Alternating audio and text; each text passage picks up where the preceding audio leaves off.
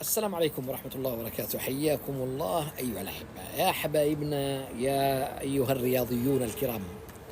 طبعا أنا جاي أتكلم اليوم عن هزيمة النصر أمس برباعية بعد ما كان فائز 1-0، وانتهى الشوط الأول بفوزه 1-0. لكن ما يحز في النفس للأمانة.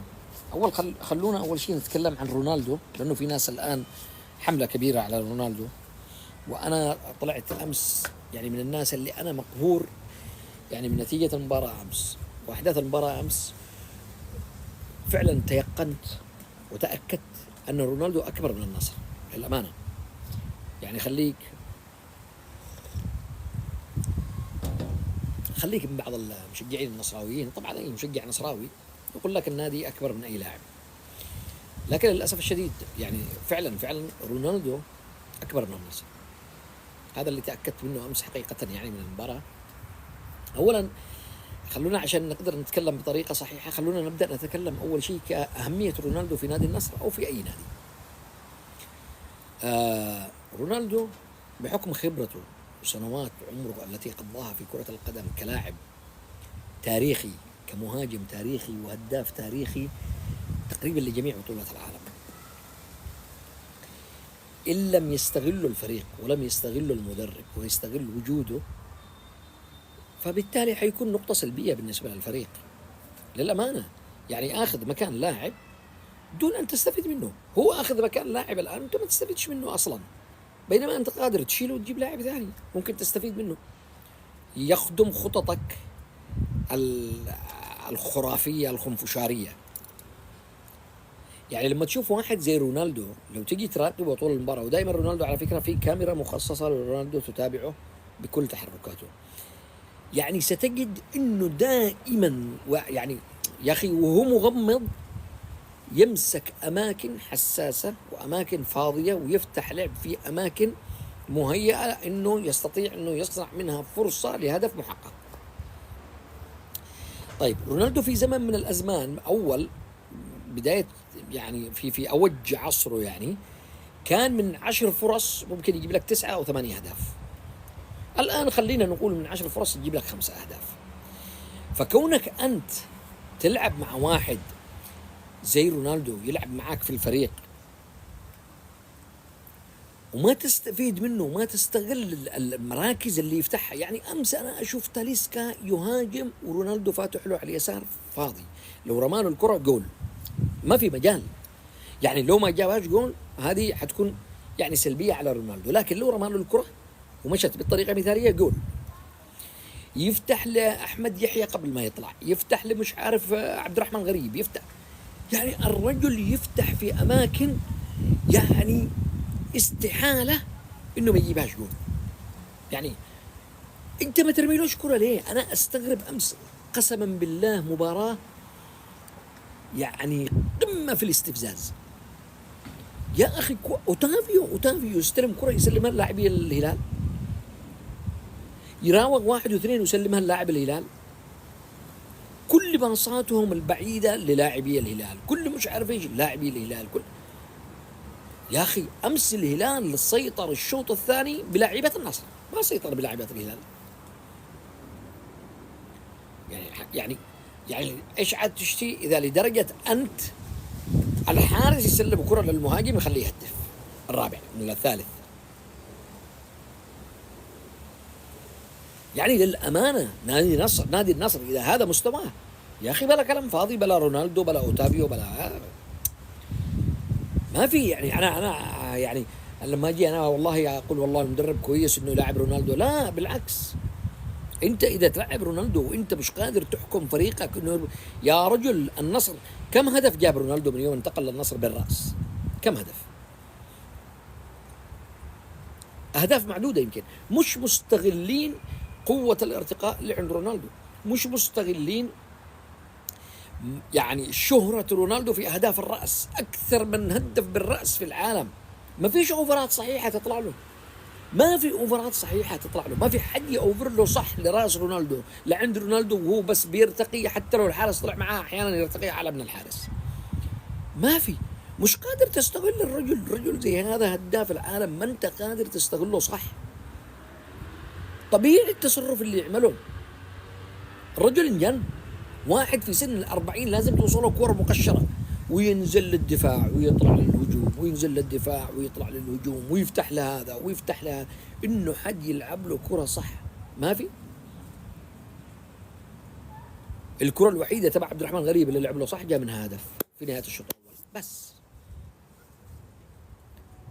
بعد كده أنا يعني أنا من الموسم الماضي إلى الآن يمكن مباراتين اللي شفت فيها الهلال يستحق الفوز. أمس بمستوى النصر الهلال يستحق الفوز، ويستحق الفوز 5-6 مش 4 بس.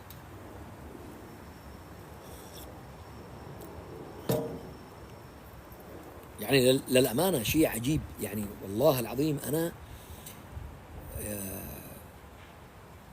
يعني مش عارف إيش دور مدرب النصر في هذا الموضوع. إيش دوره؟ ما يتفرجوش، ما يرجعوش يشوفوا المباراة، ما يشوفوش أخطائهم. يا أخي عيب. مش قادر يتحقق انتصار واحد على الهلال بشكل صحيح بعد البطولة العربية إلى الآن. والهلال مش هذاك الفريق اللي يعني بس مستغلين يعني مصدر قوتهم بشكل صحيح بس. أما للأمانة أمس المباراة والله العظيم إني أنا خلاص أنا ما أشجع النصر، أنا أشجع الاتحاد، بس أشجع رونالدو. اللقطة اللي عملها رونالدو اليوم شفتها أنا بوسائل التواصل الاجتماعي، والله حقه، والله حقه. لا وبعدين عاد ناس يطلع لك ينتقدوا نصراويين وكذا رونالدو. يا أخي أقسم بالله كثير عليك رونالدو كثير عليك. أنت ما تستحق رونالدو أصلا، ولا نادي النصر يستاهل رونالدو. والمدرب هذا ما يستحق أصلا يبقى في نادي النصر. والله أي مدرب يلعب مع رونالدو ما يعرف يوجه لعيبته بحيث أنه يسلم كرة صح لرونالدو والله ما يستحق أنه يدرب.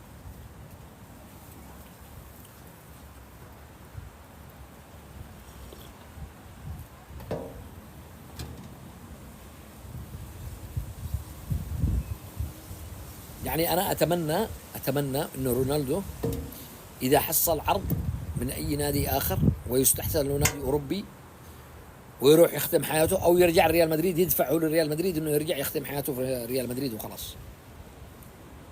لأنه ما في حد يعني يقدر يا رجل الحرقة اللي عنده كأنه لاعب عمره 17 سنة 18 سنة. مش حرقة لاعب يعني خلاص قد تشبع بطولات وجوائز وشهرة ومال. لا يعني تشوف حماسه وكذا واندفاعه كأنه لاعب عادو يعني يدور يطلع بس ياخذ له جائزة في مباراة بس.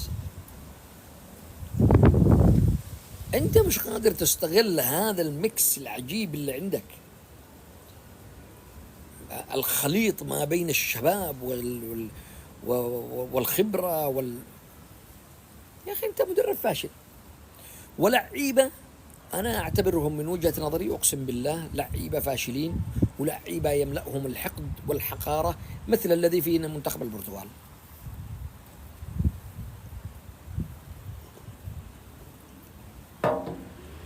تحرم نفسك إنك تصعد على منصات البطولات بسبب إنك مش عايز تاليسكا أصلا كاره رونالدو من زمان، من أول ما انتقل رونالدو إلى النصر هو كاره رونالدو، ولو يحاول يمثل ولو يحاول يعمل، لأنه طلع بتصريح قال الكل كان يتسابق للتصوير مع رونالدو إلا أنا. يعني إنه مين رونالدو هذا؟ يعني مين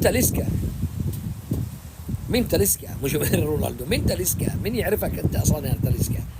أنت كل اللي يعرفوك في الدوري السعودي، يمكن في نادي النصر، يمكن في ناس في أندية أخرى في الدوري السعودي ما يعرفوك، وتيجي تتكلم لك على رونالدو. من أول ما جاء رونالدو غيرة.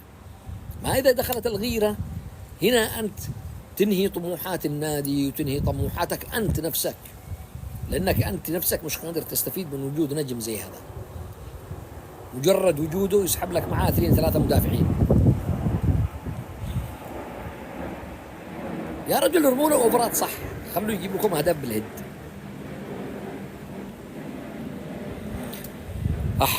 لا حول ولا قوة الا بالله. والله اني افكر المشكلة ما اقدرش انا، لازم رونالدو اذا بيلعب لو في نص الليل لازم اصحى اتفرج عليه.